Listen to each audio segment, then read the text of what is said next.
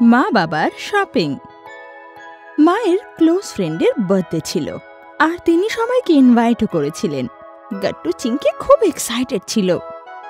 কতদিন পরে আমরা কারোর বার্থডে পার্টিতে যাচ্ছি, কত মজা আসবে। হ্যাঁ গাট্টু বাবা। মা মা তুমি কি দেখলে ইনভিটেশন কার্ডে লেখা আছে যে পার্টির থিম বলিউড স্টাইল? হ্যাঁ, এইটা আবার কি জিনিস? সেটা আবার কিরকম? আরে মা, এতে সবাই বলিউড স্টাইলে কাপড় পরে আসবে আর বলিউড সঙ্গে সবাই খুব ডান্স করবে। আরে বাহ, এটা তো তাহলে দারুণ পার্টি হতে চলেছে। তারপর গাট্টু চিংকি মিলে পার্টিতে কি পরবে সেই ড্রেস ডিসাইড করে। গাট্টু, আমি না আমার সেই ড্রেসটা পরবো যেটা আনুষ্কা শর্মা কোনো একটা মুভিতে পরেছিল, আর ঠিক আমি সেই রকমই হেয়ার স্টাইলও বানাবো আমার। চিংকি, আমি সলমান খানের মতন ব্রেসলেট আর টি শার্ট পরে যাব। কেন না? হ্যাঁ হ্যাঁ গাট্টু, নিশ্চয়ই যাবে। আরে কিন্তু মা, তুমি কি পরবে? আরে আমার কি আবার, আমি যে কোনো একটা শাড়ি পরে নিলেই হবে। কি করে মা, এইটা তো বলিউড থিম পার্টি, তুমি যে কোনো জিনিস কি করে পরবে? এখন আপনারাও আমাদের প্রিয় খেলনা অর্ডার করতে পারেন www.kuntunkids.com থেকে, link is in the description. তখন বাবাও ঘরে চলে আসে আর গাট্টু চিংকি সব ঘটনা বাবাকে বলে। বাবা, তাহলে তুমি পার্টিতে কি পরে যাবে গো? আরে চিংকি মা, আমিও তোমার মায়ের মতন যে কোনো একটা কাপড় পরে নেব। এখন বলিউডের কাপড় কোথায় থেকে আসবে? গাট্টু চিংকি তখন একে অপরকে দেখে আর কিছু ইশারা করে। মা বাবা এতে কিচ্ছু বুঝতে পারে না, তাই কথাও সেখানেই থেমে যায়। তারপর সবাই খাবার খেয়ে শুয়ে পড়ে। কিন্তু পরের দিন গাট্টু চিংকি সকাল সকাল প্ল্যান অনুযায়ী তৈরি হয়ে যায় যে তারা যেভাবেই হোক মা বাবাকে আজকে শপিং এ নিয়ে যাবে। আরে দেখো তো, এরা দুজন আবার কি ধরনের জিদ ধরলো একটা। হ্যাঁ গাট্টু চিংকি, এই জেদ ছেড়ে দাও তোমরা। না না না, তোমাদের দুজনকে আমাদের সাথে শপিং এ যেতেই হবে। হ্যাঁ হ্যাঁ, আমরা কিচ্ছু শুনবো না, তোমাদের আসতেই হবে। আর মা বাবা শেষমেশ গাট্টু চিংকির সামনে হেরেই যায় আর সন্ধেবেলায় শপিং এ যাওয়ার জন্য তৈরি হয়ে যায়।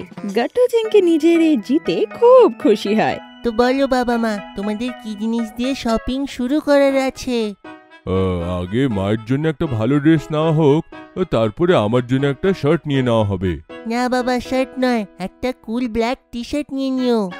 হ্যাঁ বাবা, ওটা পরে তোমাকে একদম বলিউড হিরো লাগবে। হ্যাঁ হ্যাঁ ঠিক আছে বাচ্চারা, চলো দেখা যাক। আচ্ছা বাবা, যদি তুমি ব্ল্যাক কালারের টি শার্ট পরো তাহলে তো মায়ের ব্ল্যাক কালারের শাড়ি কিনতে হবে না, তাই না? আরে হ্যাঁ, এটা ঠিক বললে চিংকি তুমি। ঠিক আছে, তবে চলো শুরু করা যাক মিশন শপিং। তারপর গাট্টু চিংকি আর মা বাবা এক এক করে সব দোকানে যেতে লাগে। হঠাৎ একটা দোকানে অনেকগুলো টি শার্ট দেখে গাট্টুর মাথায় একটা আইডিয়া আসে। বাবা, আমি ভাবছিলাম তুমি টি শার্ট কেন পরছো না? হ্যাঁ বাবা, গাট্টু এটা একদম ঠিক বলছে। তুমি জানো যে টি শার্ট ভীষণ কমফোর্টেবল হয় আর ভীষণ ট্রেন্ডিও। আচ্ছা ঠিক আছে, একবার ট্রাই করে দেখা যাক। মা, তুমিও শাড়ির জায়গাতে কুর্তা পরে দেখো না, খুব ভালো দেখাবে। আচ্ছা ঠিক আছে, আমাদের মেন শপিং এর সাথে কিছু টি শার্ট আর কুর্তাও দেখে নেব আমরা। আমার পছন্দ হলে আমি নিয়ে নেব, ঠিক আছে?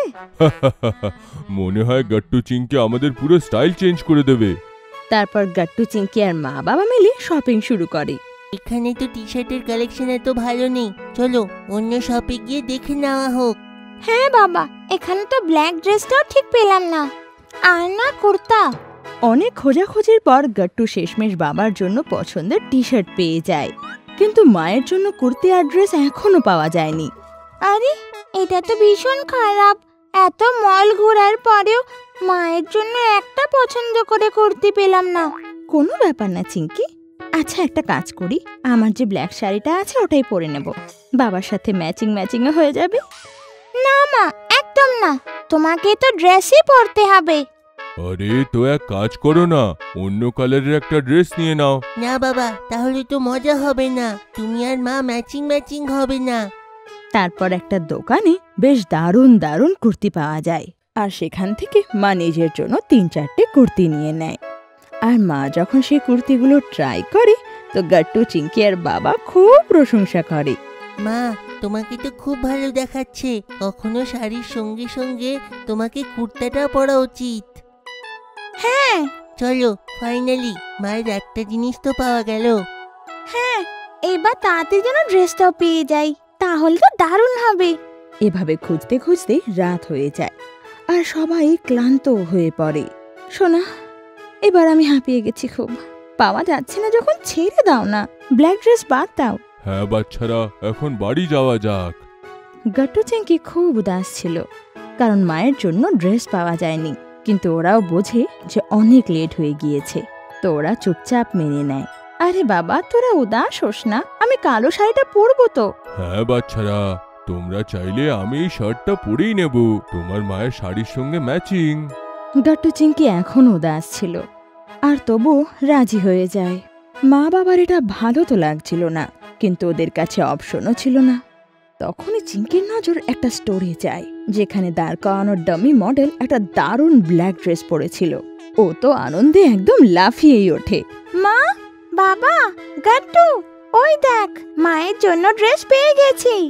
সবাই তখন ড্রেসটা দেখে আর সবার খুব পছন্দ হয়। আর মা যখন স্টোরে গিয়ে ড্রেসটা পরে, তো মাকে দারুণ দেখতে লাগে। চলো, এইটা নিয়ে নেওয়া হোক। ফাইনালি পুরো শপিংটা শেষ হলো। বাবা, এখন একটা আইসক্রিম পার্টি হয়ে যাক।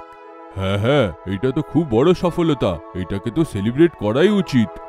আর সবাই মিলে আইসক্রিম পার্টি করে আর শপিং এর খুশিকে সেলিব্রেট করে। আপনাদের যদি আমাদের ভিডিও ভালো লেগে থাকে তো আমাদের ভিডিওকে লাইক করুন, কমেন্ট করুন আর সাবস্ক্রাইব করুন।